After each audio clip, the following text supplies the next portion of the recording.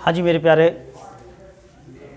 बच्चों, तो आज मैं आप सभी को आधुनिक विज्ञान के प्रथम अध्याय के आगे टॉपिक्स जो रह गए थे, तो आज मैं आपको उन सभी चीज़ों को पढ़ाने चल रहा हूँ।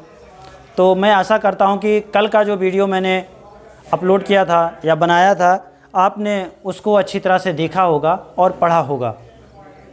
तो आज चलते हैं, हम सभी पढ़ते हैं जंतुओं में पोषण के बारे में। आज हमारा जो टॉपिक है जंतुओं में पोषण। हम सभी जानते हैं कि विभिन्न तरह के जो जंतु होते हैं या जीव जंतु होते हैं, उनके पास विशेष अंग होते हैं, या कह सकते हैं विभिन्न तरह के अंग होते हैं जिनका वो अपना उपयोग, जिनकी सहायता से वो भोजन का या पोषण ग्रहण करते हैं या खाद्य पदार्थों को ग्रहण करते हैं। जैसे इसमें जंतुओं में पोषण में हमारा पहला जंतु है जिसके बारे में हम जानेंगे कि अमीबा। अमीबा, इसका चित्र है।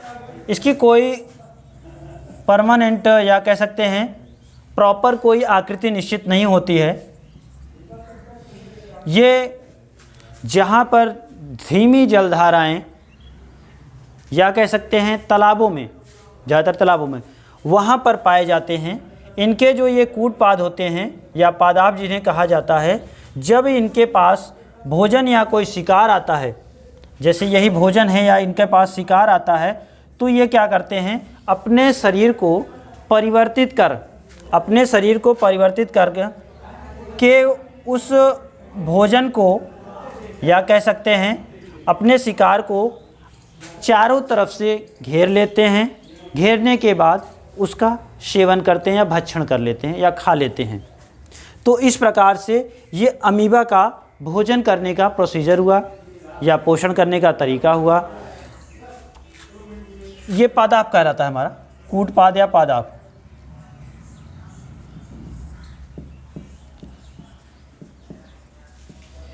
हम सभी जानते हैं कि अमीबा क्या है, एक कोश की जीवों की श्रेणी में रखा गया है। इसी प्रकार से दूसरा हमारा है उदाहरण एक कि पैरामीशियम के बारे में। पैरामीशियम का पोषण कैसा होता है? पैरामीशियम का हमारे पास चित्र है। पैरामीशियम क्या होता है? एक चप्पल के नुमा आकृति का जीव होता है।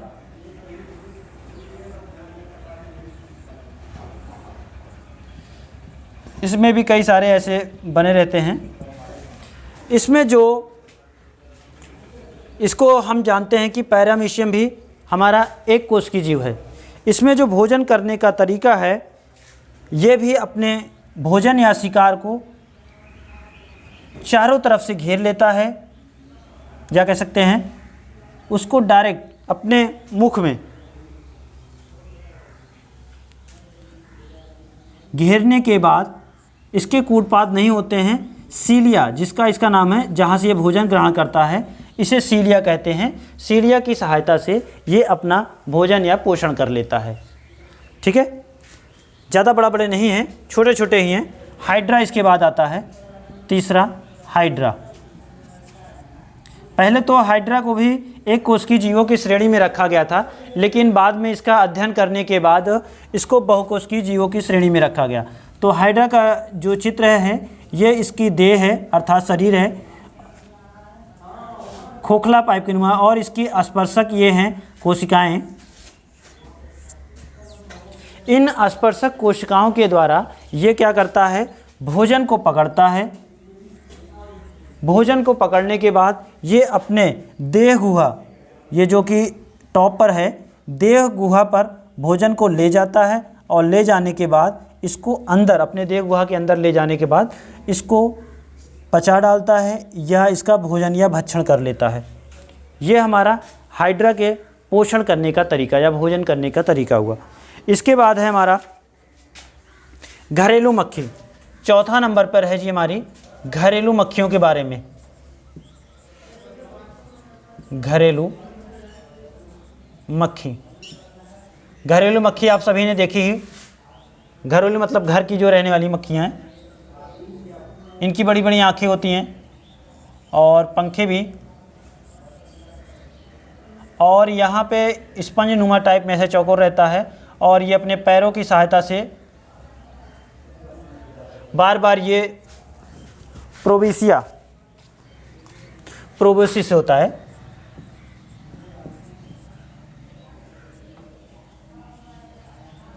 प्रोबोसिस को साफ करती रहती है। हम जब भी देखते हैं तो घरेलू मक्खियों का पोषण, घरेलू मक्खियाँ साधारणतया सड़े गले या भोज्य पदार्थों पर बैठती हैं और जब बैठती हैं तो ये अपने प्रोबोसिस से लार में एक एंजाइम होता है जहाँ पर ये भोजन पर बैठती हैं। लार क्या करता है, उस भोज्य पदार्थ को तरल पदार्थों में परिवर्तित कर देता है। तरल पदार्थों में परिवर्तित होने के बाद ये अपने प्रोबोसिस की सहायता से उन भोज्य पदार्थों को आसानी से ग्रहण कर लेती हैं, अवशोषित कर लेती है, जिससे कि घरेलू मक्खियों का पोषण होता है या भोजन होता है। इसके बाद आता है हमारा पांचवा मच्छर, मॉस्किटो जिसे बोलते हैं। हम सभी जानते हैं कि मच्छर क्या हैं, बरसात में ज़्यादा काटते हैं, गर्मियों में थोड़ा कम काटते हैं और ठंडियों में तो ना के बराबर ही काटते हैं। तो इस प्रकार से मच्छर हमारे या मच्छरों का जो पोषण करने का तरीका है, पहले तो वो जीव जंतु के त्वचा पर बैठते हैं, बैठने के बाद क्या करते हैं जी, ये उनको काटते हैं या अपनी जो उनके पास इंजेक्शन होते हैं, कह सकते हैं इंजेक्शन ही, या विभिन्न तरह के दांत होते हैं, 6 तरीके के इनके मुख्य दांत हैं जिनके अलग अलग तरीके कार होते हैं। तो उनको क्या करते हैं, ये तो सूक्ष्मदर्शी से देखने पर, नहीं तो हमें यदि अपनी नग्न आँखों से देखते हैं, खुली आँखों से देखते हैं तो एक ही सुई दिखाई देती है। उनमें अलग अलग तरह के 6 तरह के दांते होते हैं।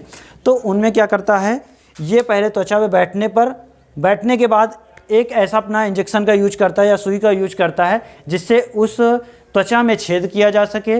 उसके बाद नेक्स्ट चेंज करके उसमें अपने लार को छोड़ा जा सके। इसके अंदर से भी एक तरल पदार्थ निकलता है जिससे कि जंतु का यदि खून पतला है तो डायरेक्ट ले लेता है, ग्रहण कर लेता है, और यदि गाढ़ा खून है तो पहले उसको पतला करता है जिससे इसको आसानी से रक्त को चूसने में आसानी हो सके।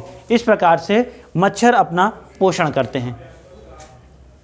उसके बाद आया 6वां नंबर पर हमारा तितलियाँ।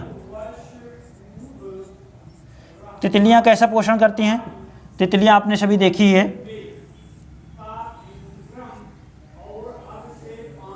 तो ये जी हमारे तितली का चित्र हो गया।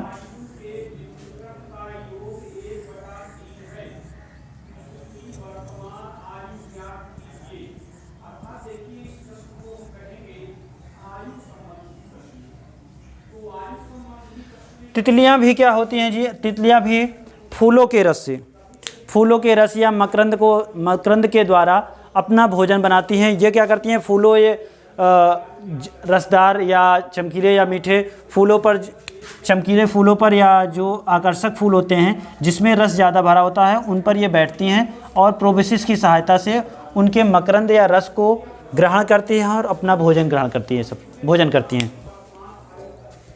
इसके बाद हम सभी पोषण की प्रक्रिया में चरण आगे देखते हैं।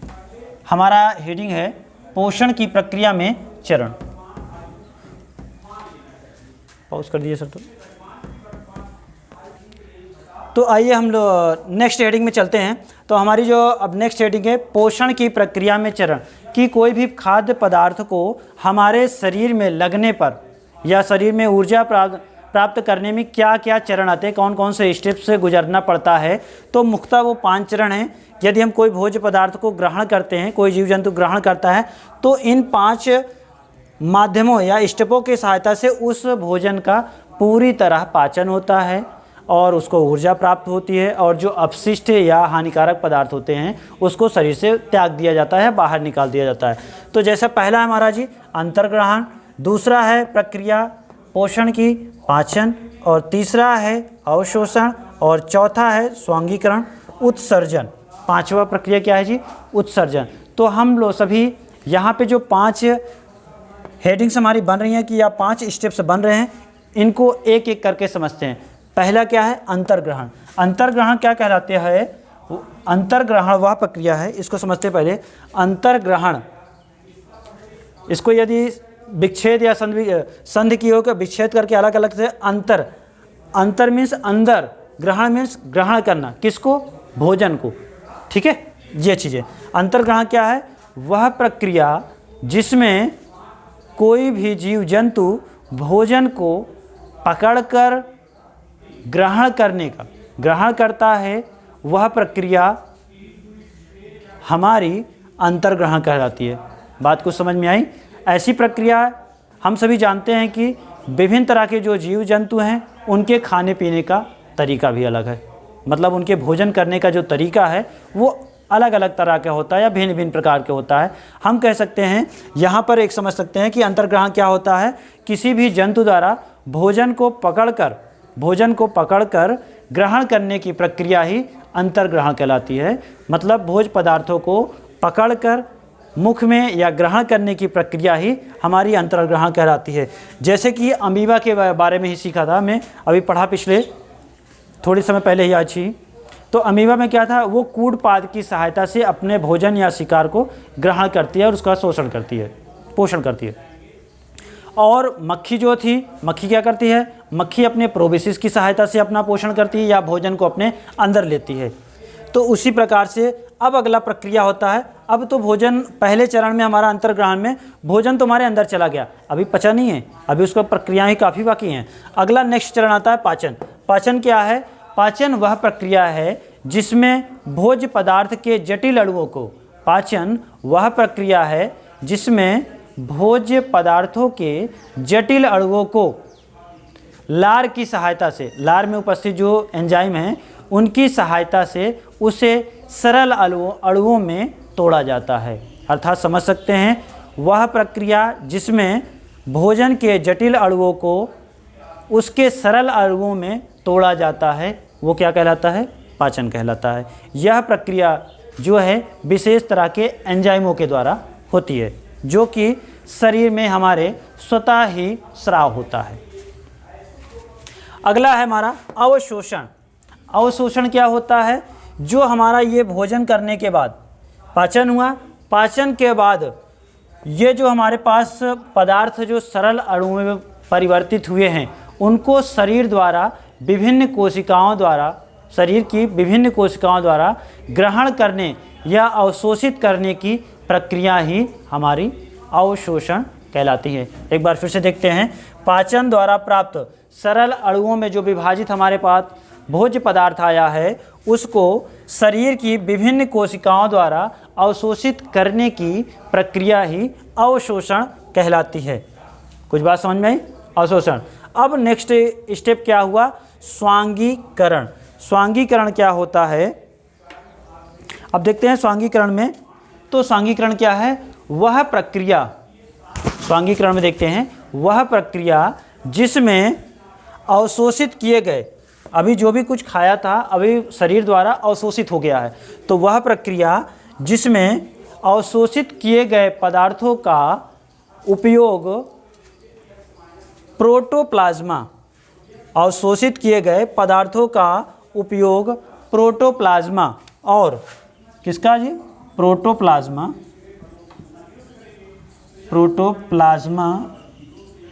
और ऊर्जा के रूप में या ऊर्जा बनाने में किया जाता है। प्रोटोप्लाज्मा बनाने में और ऊर्जा बनाने में किया जाता है, वो प्रक्रिया क्या कहलाती है? स्वांगीकरण। एक बार फिर से देखते हैं, स्वांगीकरण क्या है? वह प्रक्रिया जिसमें अवशोषित किए गए, शरीर से अवशोषित किए गए पदार्थों को उपयोग प्रोटोप्लाज्मा तथा ऊर्जा बनाने में किया जाता है, स्वांगीकरण कहलाता है। तो हमारा जी ये 4 हेडिंग हो चुकी है। पहला अंतर्ग्रहण हो चुका है, दूसरा पाचन हो चुका है, तीसरा अवशोषण हो गया है और चौथा स्वांगीकरण हो गया है। तो अभी हमारे पास एक स्टेप या एक चरण बच रहे हैं भोजन का पूरी तरह से पाचन होने में, या कह सकते हैं पोषण की पूरी प्रक्रिया कंप्लीट होने में। तो हमारा है उत्सर्जन, लास्ट आया है उत्सर्जन। अब सारा चीज़ हमारे पास जो भोज्य पदार्थ था शरीर के अंदर भी चला गया, उसको छोटे भागों में तोड़ दिया गया, उसको क्या किया गया? शरीर द्वारा अवशोषित भी कर लिया और शरीर द्वारा जो अवशोषित हुआ भोज्य पदार्थों को प्रोटोप्लाज्मा और ऊर्जा में परिवर्तित कर दिया गया। तो अब कुछ ना कुछ ऐसे पदार्थ जो भोज्य पदार्थ होगा, कुछ ना कुछ उसमें से बेकार चीज़ अपशिष्ट निकलना ही है या हानिकारक निकलना है। तो कह सकते हैं सजीवों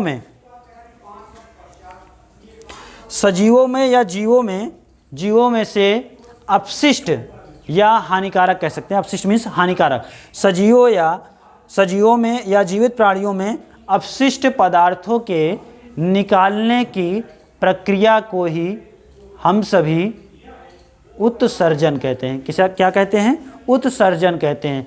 सजीवों या जीवित प्राणियों में अपशिष्ट या कह सकते हैं हानिकारक पदार्थों को शरीर से बाहर निकालने की प्रक्रिया को ही उत्सर्जन कहते हैं। तो उत्सर्जन में क्या होता है? कई सारे अंग काम करते हैं। जैसे उत्सर्जी अंगों की श्रेणी में हम सब देख सकते हैं। एक तो हमारी क्या है? त्वचा है। त्वचा क्या उत्सर्जित करती है? त्वचा देखते हैं आप लोग, क्या उत्सर्जित करती है? जैसे है हमारे शरीर की बाहरी बनावट, जैसे क्या कहते हैं, चमड़ा उचरना हम लोग देखते हैं। एक प्रकार का चमड़ा उचरना भी वो तो त्याग हुआ ना, क्योंकि पुरानी जो चमड़ा था या त्वचा थी वो हमारी क्या हुई? वृद्धि हो गई। अब नए चमड़े को लेना है तो पहली बात तो पुराने वाले को उतारना पड़ेगा और नया वाला आ जाएगा। और दूसरा क्या है जी? त्वचा से क्या उत्सर्जित था? पसीना। पसीना भी आप देखते हैं। गर्मियों के समय में क्या होता है जी? हमें गर्मी जब लगती है तो हमारे शरीर के रोम छिद्रों से छोटे छोटे बूंद के रूप में पसीने निकलते हैं, जिससे हमारे शरीर का तापमान बराबर रहता है या मेंटेन रहता है या संतुलित रहता है। उसके बाद क्या है जी? फेफड़े की बात कर ली जाए। फेफड़ा भी एक उत्सर्जित अंग है। फेफड़े से क्या होता है? फेफड़ा क्या करता है? कार्बन डाइऑक्साइड जो श्वसन प्रक्रिया है, श्वसन प्रक्रिया में जब हम ऑक्सीजन को ग्रहण करते हैं तो ऑक्सीजन को ग्रहण करने के बाद उसका ऑक्सीकरण होने के बाद सारे शरीर से क्या करता है? फेफड़ा CO2 गैस को अवशोषित करता है और उसको नाक द्वारा या श्वास नलिका द्वारा हमारे बाहर निकालता है। तो ये एक प्रकार से ये भी उसके बाद हमारा किडनी या वृक्क भी कह सकते हैं। वृक्क में क्या होता है जी?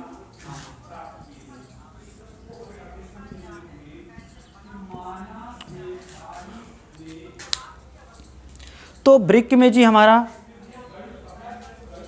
वृक्क भी हमारा एक उत्सर्जी अंग है। वृक्क में हमारा खून को शुद्ध किया जाता है। क्या किया जाता है? खून को शुद्ध किया जाता है। और खून को शुद्ध करने की प्रक्रिया क्या कहलाती है? डायलिसिस। जिनका वृक्क या किडनी जिनकी गड़बड़ हो जाती है उनमें क्या होता है जी? खून को शुद्ध करने का प्रोसीजर ख़त्म हो जाता है, तो उनके लिए डायलिसिस कराया जाता है। इसके बाद आता है हमारा लीवर। लीवर की बात आई है। लीवर या यकृत की बात करते हैं, या कह सकते हैं यकृत भी हिंदी में समझ लीजिए। यकृत के द्वारा क्या होता है? जो हमारे भोज्य पदार्थ हैं, भोज्य पदार्थों में जो भी हमारे तरल पदार्थ या जो भी हमारे सूखे पदार्थ या जो भी कुछ बचता है उसकी सहायता से, यकृत की सहायता से इन चीज़ों को अलग कर लिया जाता है और ये चीज़ें मूत्र मार्ग से या लैट्रिन के माध्यम से बाहर निकाल दी जाती हैं। ठीक है दोस्तों, मेरे प्यारे बच्चों, तो आज हमने जंतुओं में पोषण और दूसरा पोषण की प्रक्रिया में जो हमारे 5 मुख्य चरण हैं, एक अंतःग्रहण, दूसरा पाचन, तीसरा अवशोषण, चौथा स्वांगीकरण और पांचवा उत्सर्जन, और उत्सर्जन के जो हमारे प्रमुख अंग हैं उनके बारे में आज हमने अध्ययन किया, पढ़ाई की। तो बच्चों आज के लिए इतना ही वीडियो हमारा रहेगा। आप सभी इन दोनों टॉपिक को अच्छी तरह से पढ़ लीजिएगा। तो कल हमारा स्टार्ट होता है मनुष्य का पाचन तंत्र। तो कल हमारा जो वीडियो रहेगा मनुष्य के पाचन तंत्र से संबंधित रहेगा और कल ही आपका ये पहला अध्याय समाप्त भी हो जाएगा और नेक्स्ट वीडियो में हम क्या करेंगे? अपना अभ्यास माला स्टार्ट करेंगे। ठीक है, ओके, धन्यवाद।